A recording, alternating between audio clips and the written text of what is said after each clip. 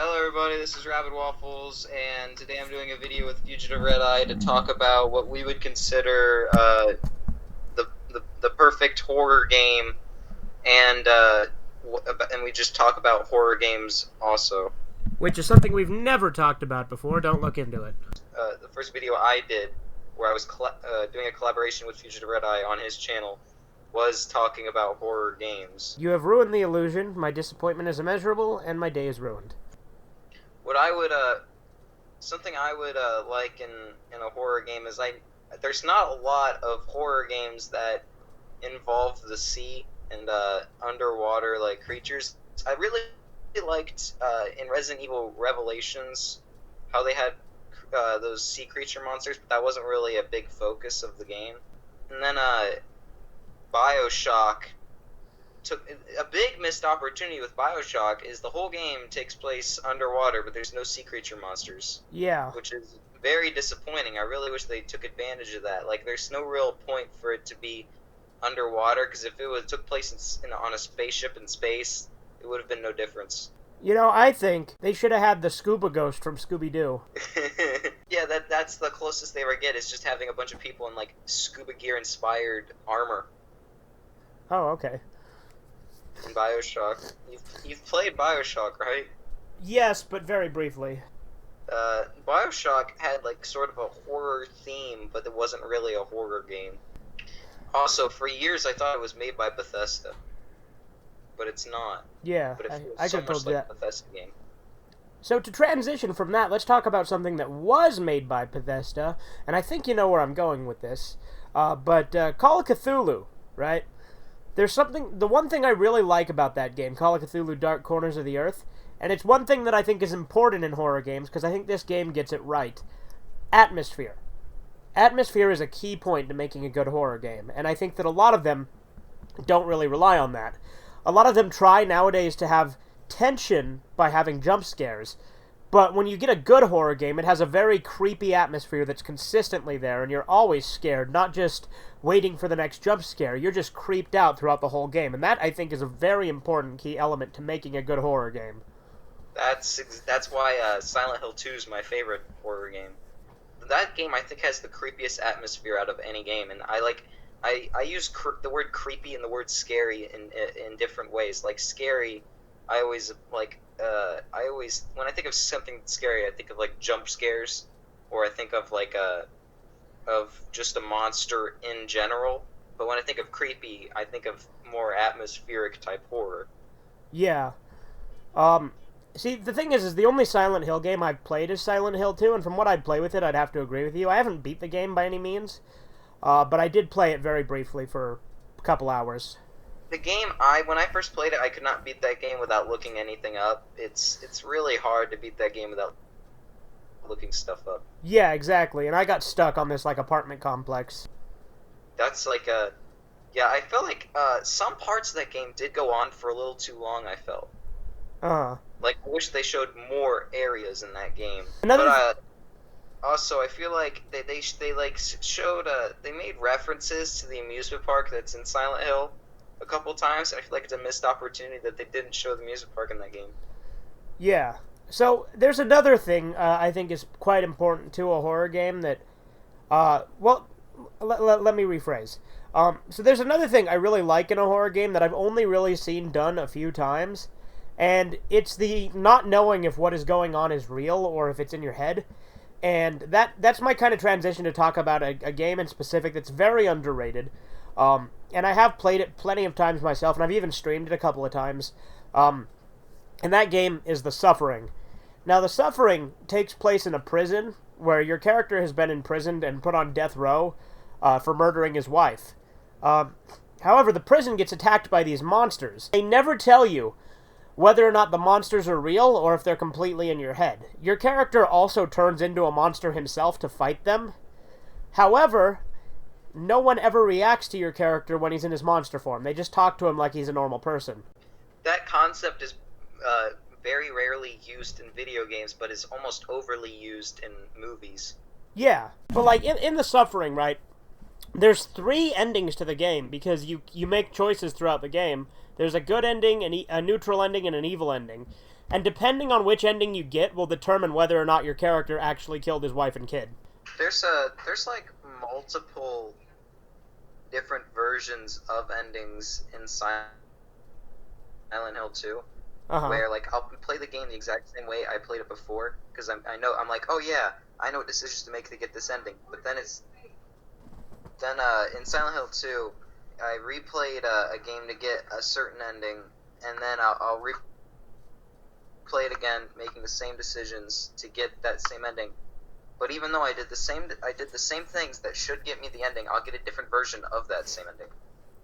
Huh. It feels like it's almost randomly generated. It feels I'm sure there's like very slight nuances that affect it somehow. like because if you look at the picture of your dead wife constantly, you're supposed to get an ending that results in her forgiving you, but you also like ending your life. But then there's another version where you don't do that. You don't end your life, but she forgives you, and then you walk away with this little girl that you find in the game who's been a brat the whole game. Huh. It's very odd, but I like Silent Hill because of its weird mystery to it. I'll tell you what makes a terrible horror game. What? Fucking nothing but jump scares and just recycling whatever the hell Five Nights at Freddy's did just to try and capitalize on that. The first Five Nights at Freddy's, I've barely got a problem with. I think that jump scares is a dumb way to like. I feel like making a game that relies on jump scares is bad because Silent Hill doesn't have jump scares, but it still has creepy atmosphere. People say creepy atmosphere comes from the anticipation of a jump Hold scare. on. But people say that the atmosphere scares people because of the anticipation of a jump scare, but Silent Hill doesn't have jump scares, and it's still scary because you're anticipating to see a monster. Well, I mean, Silent Hill kind of has jump scares, like when you first encounter Pyramid Head and stuff. That wasn't a jump scare, though. But it kind of was. The first time you see Pyramid Head is when you find it behind bars in the hallway, and it's not a jump scare there, but then when you walk in, you see him raping the two nurses, but it's not really a jump scare because it doesn't jump out at you or anything. It's just he's doing something. But I gotta give Five Nights at Freddy's some credit because of the fact that like you get jump scared for dying. That is your punishment for losing. So it's understandable. Like it's like more forgivable than most jump scare games, I think. See, I'm gonna have to disagree wholeheartedly with you on that for one reason, and I think this is what kills the game for me. You can't fucking move. You just sit in a chair and push buttons. That bores the shit out of me. How is that a game? Well, it's because they figure that you're gonna be scared the whole game, and if you're not scared of the game, then it really is just boring. Yeah, and the animatronics aren't even that scary. Like, they don't scare me in the slightest. The idea of animatronics used to creep me out, like, as a kid in Chuck E. Cheese's and everything. Like, when you see the animatronics, they look unnatural and stuff, but the game doesn't really exploit the unnaturalness because you don't actually witness them move. They just stay still. Yeah, like, you just cycle through the cameras, and that's where you'll see them. It's a missed opportunity because if I actually saw an animatronic moving, it would be creepier than just seeing a picture of an animatronic, basically. Well, that and the plot to Five Nights at Freddy's is just stupid. Yeah, because I guess like it's a kid's they say it's a kid's imagination, but I think the creator, the Scott, what's his name? I don't care. Yeah, I don't know what his name is, but he said, oh yeah, this theory is true about how it's all a kid's dream, and I feel like he just like heard the theory and just said, yeah, sounds close enough. He does that all the time. Whatever fan theories there are, he's like, yep, that's exactly what I was thinking.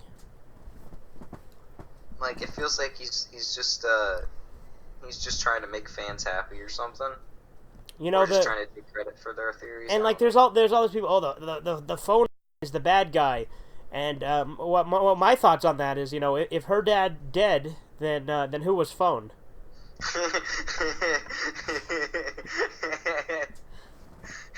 You get that one? I'm trying to remember what that's from. It's from like a really terrible old creepypasta called Who Was Phone, and it's like has a bunch of bad grammar in it. It's really short. Oh, because I think that was from like that's called a crappy pasta, isn't it? I mean, that's what people typically call bad creepypastas, yeah. Yeah, and then But see, you asked me what makes a good Resident Evil game. I've only played very briefly. I've played 1 and 4, and I might have played other ones. I honestly don't remember. It's just because of it's a lot cheesier and more actiony than the rest, and so it's not really as much of a horror game as it is an action game compared to the others. Um, that's why people hate 5 and 6 though, is because they have too much action and then not enough scares. See, 4 it has action and it has some scares.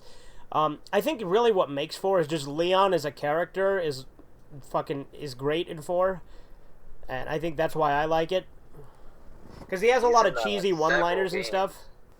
He's in several games. I know. But wait, what was your? Did you ask something? No, I know Leon's in multiple games, but I like all of his cheesy one-liners and shit he has in 4. But disappointingly, he doesn't do the cheesy one-liners in 2. But in the remake of 2, they gave him cheesy one-liners. Wait, Yeah. I think that was him in 2. Yeah, it is. Because in the remake, he's in that. Yeah, he's in both versions of 2. He just looks very different in the original. Uh-huh. But he didn't have any cheesy one-liners in that game, which was a missed opportunity. Also, I like the horrible dialogue in the original game, like Jill Valentine, you should take this. You should take this key because you, the master of unlocking, or something like that. Or he called her the master of unlocking. I think Never. what I really liked about the first Resident Evil, on the original PS1 version, when you're at the main menu and you push start, the game does this really cheesy evil voice trademark where it's just like Resident Evil. They do that in a lot of the games. I know, but the That's original version of 1 has the most cheesy and over the top version. Like he sounds like a Scooby-Doo villain. No, it can't have been 1 though. Okay, so it wasn't the first one. Huh. All of these sound pretty Okay. Doesn't look like the one I'm thinking of is anywhere on here. I wonder if it was a spin-off. Survivor. 3. This one? Resident Evil. Now, none of these are the ones I was thinking of. I guess I made that one up in my head. Maybe it was the remake. Let's see. Resident Evil. No. Damn it. This one? Biohazard 0.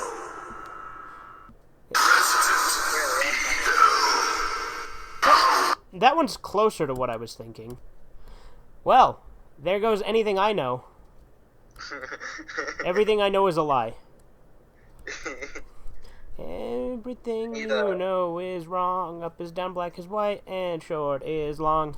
Resident You're not reliable. 4. 4 has kind of a cheesier one where he just sounds like a guy doing an evil voice. Like I feel that's like that's one of the really iconic things that's in every Resident Evil is when he says that. But I don't think he says that in Resident Evil 7. Yeah? See, yeah, I have this completely, like, false memory, though, where, like, it sounded more like a Scooby-Doo villain where he's like, Resident Evil. But, like I heard so many people say so many things about Resident Evil 7 that when I played it, I had, like, my hopes really, really, really, really high. Because everyone said it was, like, them coming back, and it was them going back to their roots and everything like that. And then when I played it, it was, like, really disappointing. It was definitely better than the past couple games, but it wasn't as good as people said. Yeah. You know, I remember I played Slender when it first came out, right? I don't like that game. No, I don't either. But I remember I kind of liked it back when it first came out, you know? I think everyone Everyone liked it when it first came out, but now like a lot of people dislike it. The thing about Slender, right?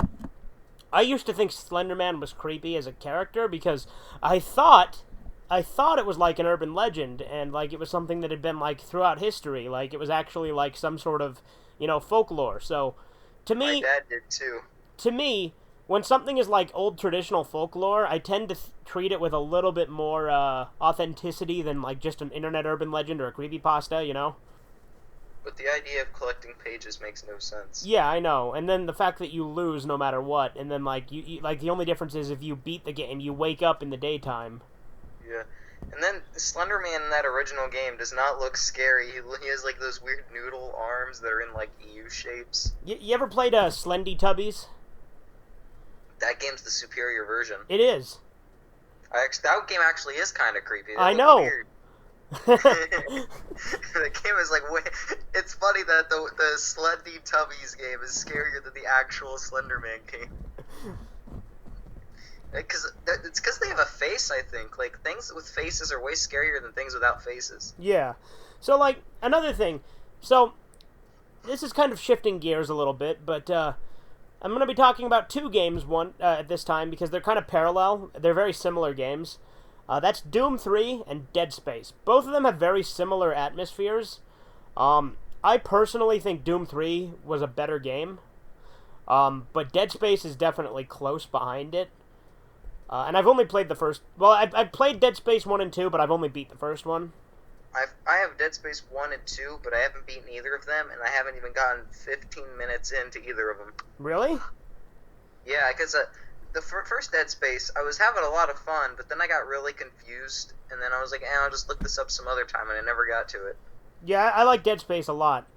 Because that one like has this whole big twist at the end, which I won't spoil for people watching, because I don't know if you care about spoilers on your channel. But like there's this twist, and if you actually read out every like the first letter of every chapter, it actually tells you what that twist is. Huh. Yeah. You could say just say like spoilers or something, and then you can tell me what the twist was. All right. Well. Here's your official spoiler alert to anyone watching. But the twist is that his girlfriend was dead the whole time, and that you talking to her was all in your head.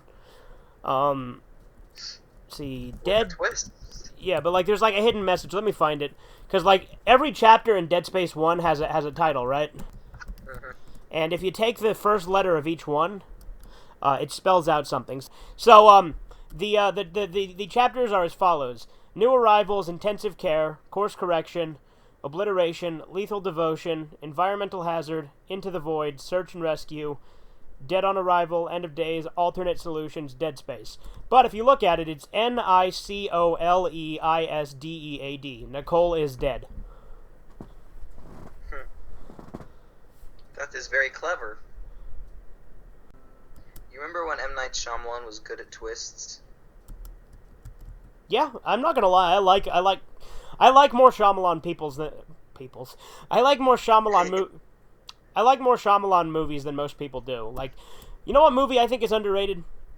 Now we're kind of shifting gears, and this is not a Team Red Eye shit show, so I'm not sure how much you care about that, but It's on the topic of horror, so why not? all right. Well, I like Signs. Signs is a super underrated movie. Like a lot of people hate on that movie, but that movie scared the hell out of me as a kid.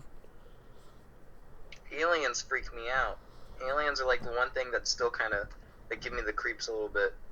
And it's not like alien movies don't freak me out because of the way the aliens look or because what's actually happening on screen is scary. It's the concept. Yeah, the concept of there actually being aliens that want to harm humanity freaks me out. But like Signs, I think is a fucking like great movie.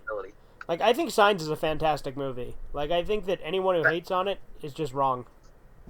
I think the best alien movie in general is either the original War of the Worlds or the original Alien.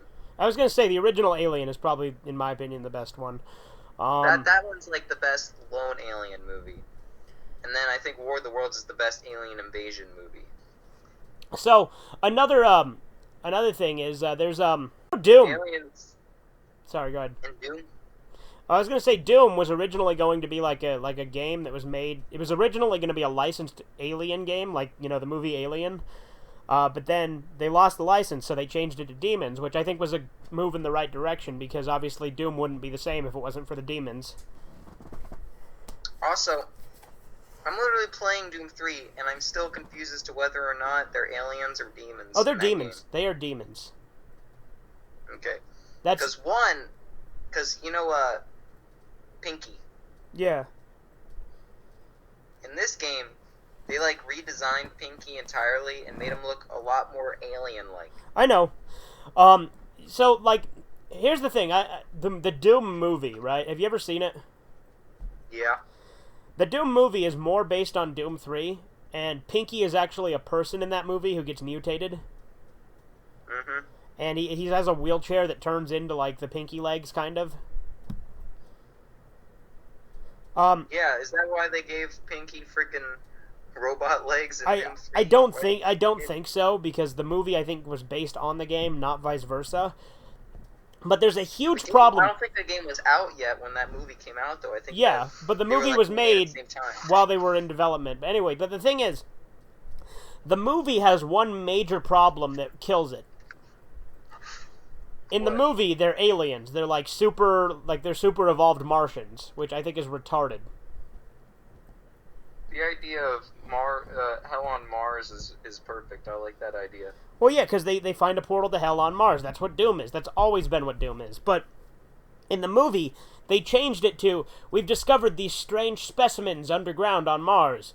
They're some sort of super evolved Martians, and now they're merging, and they're creating all these other things. It's like, that's not what it is, though. Don't do that.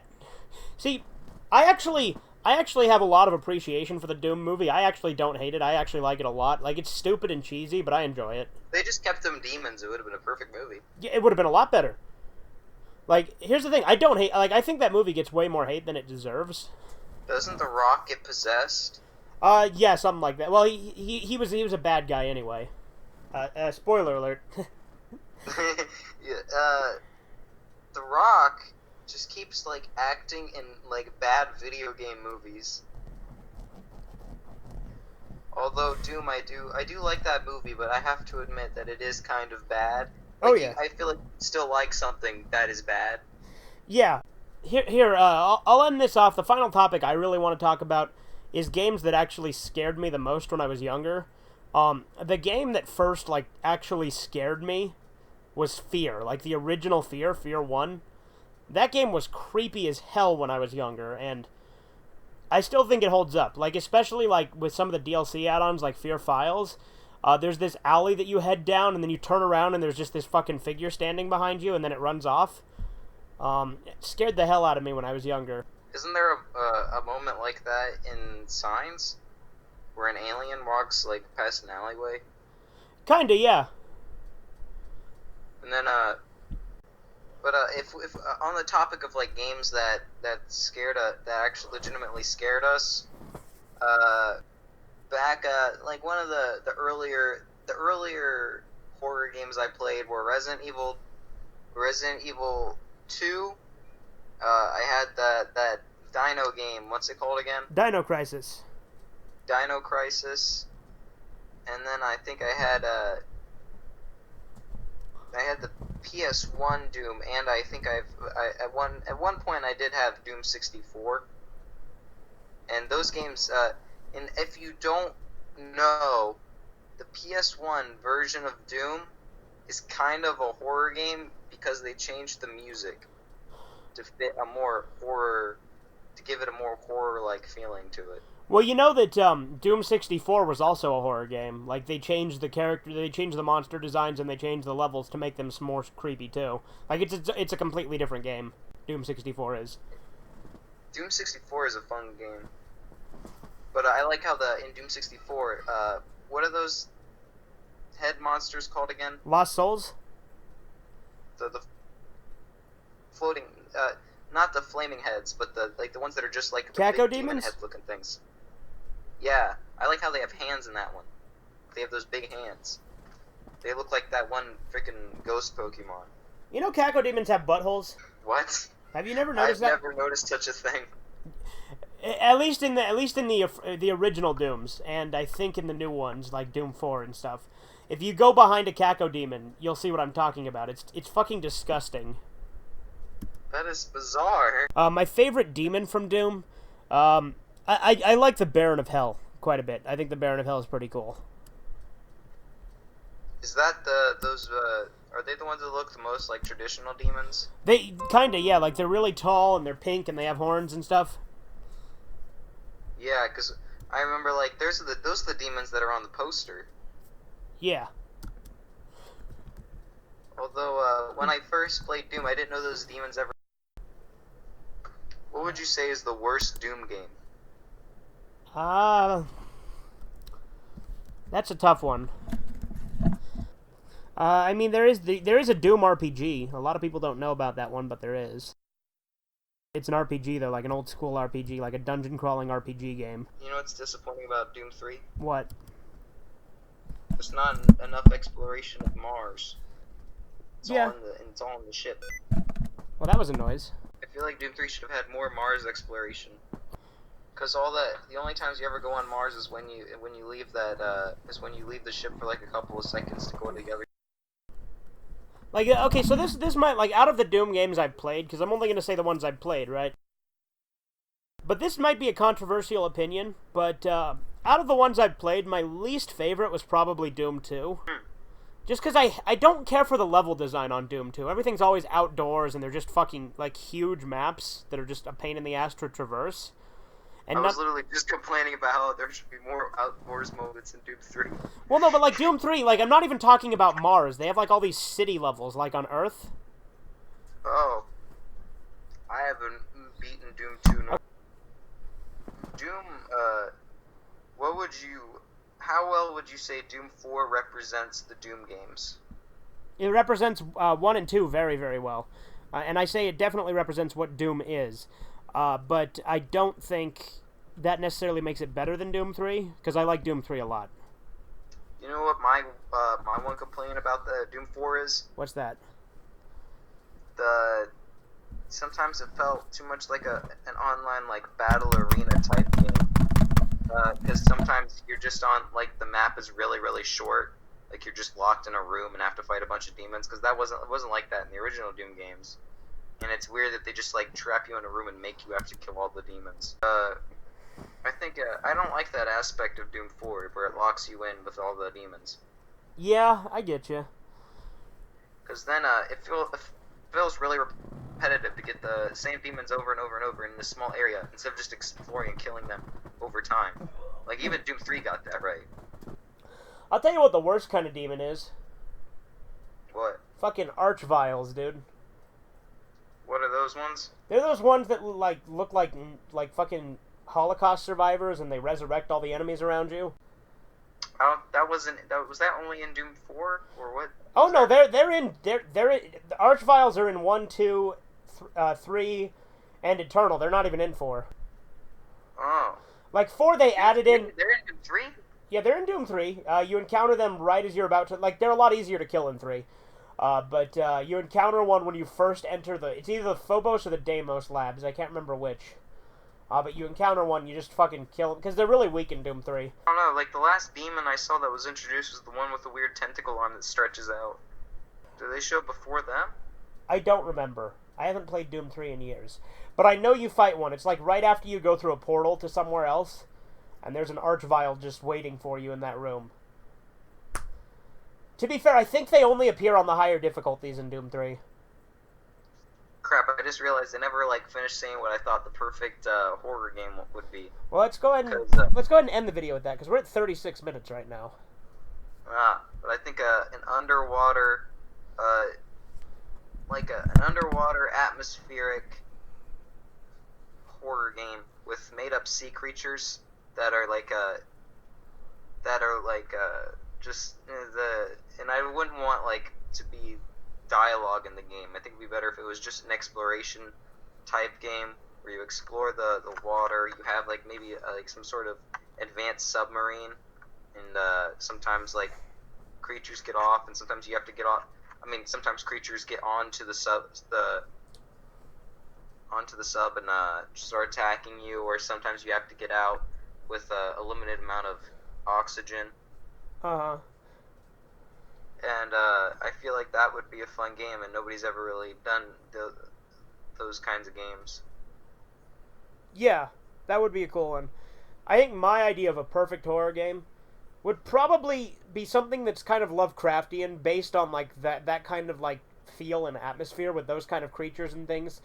Like, you know, the fear of the unknown. I'd rather have it be like a really atmospheric, creepy kind of Lovecraftian type game, and maybe have some elements of where you can't tell if what's real or not because your character's suffering from madness due to the, you know, Lovecraft shit.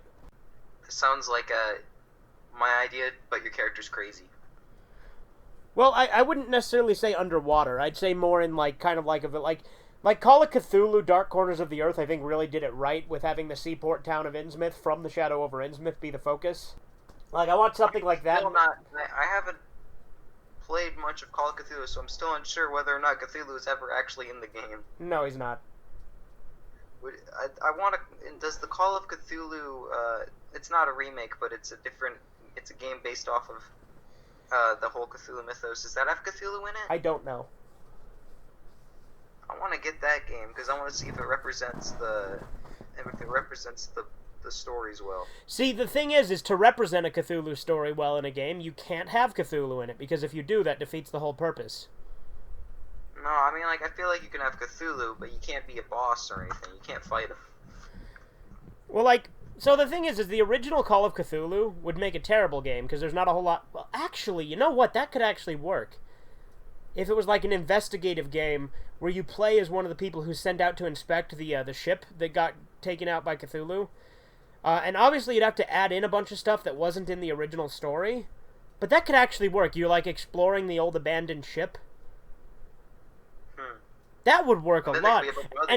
And maybe change it. Here's this. It's merging our two ideas, okay? Yeah. They go out, and it's the Call of Cthulhu, like the original short story. Have you ever actually read the original Call of Cthulhu? Yeah. Yeah, so you play as like an inspector sent out to check the Alluri, the ship that originally disappeared, and then they find it and there's no crew aboard. What if you're sent out to investigate that ship? Make it a huge ship, like a really big ship. Like, change it. Change the story a little bit and make it a huge ship. And so you're exploring that ship, and that's kind of how it goes. Like, you're exploring the ship, and maybe, like, maybe have the ship have some sort of diving bell or something that goes underwater, and maybe change the story a little bit to make it so that the ship itself is going to some sort of underground refinery or some sort of underground facility, and there's, like, a diving bell that takes you down there or something like that. That sounds like a really good idea. I feel like if I were to ever make a horror game, that's probably somewhere around what I'd want to do. Because, yeah, you do that. You go out, you investigate the ship. The ship was heading to some underwater facility. So after you investigate the ship, you head to that facility. And then when you're in that facility, that's when you start seeing all the sea monsters and shit. But, the closest that's ever come to be a game is Revelations, Resident Evil Revelations. And if you really like that concept, you should play at least the beginning of Resident Evil Revelations. Because in that game, you explore a boat for... I don't think that's the whole game, but some of the game is exploring a boat with a bunch of sea monster type creatures on it. Yeah. Anyway, that's really all I have to say. Is there anything else you have to say for the rest of this video, or should we end it here? This has definitely gone on for way longer than I was expecting. Yeah. I kind of gave up on doing outros, but when I did do outros, I just said, if you didn't like my video, dislike it. Well, this has been a Rabid Waffles presentation of a Fugitive Red Eye film, because I'm gonna be the one editing this. This bitch ass just wants to host it, essentially. So I'm the real person in charge here, and he doesn't really do much. But it's his channel. So if you want more of my stuff, go check out my channel instead. But if you want more stuff that he does and I edit, or rather, in this case, really I'm doing everything. He's just kind of a voice guy. Then watch his channel. Or just don't watch my channel either way. I mean, I'd say that's a pretty valid option as well. Anyway, this has been a Fugitive Waffles collaboration. Have a spadoingle day.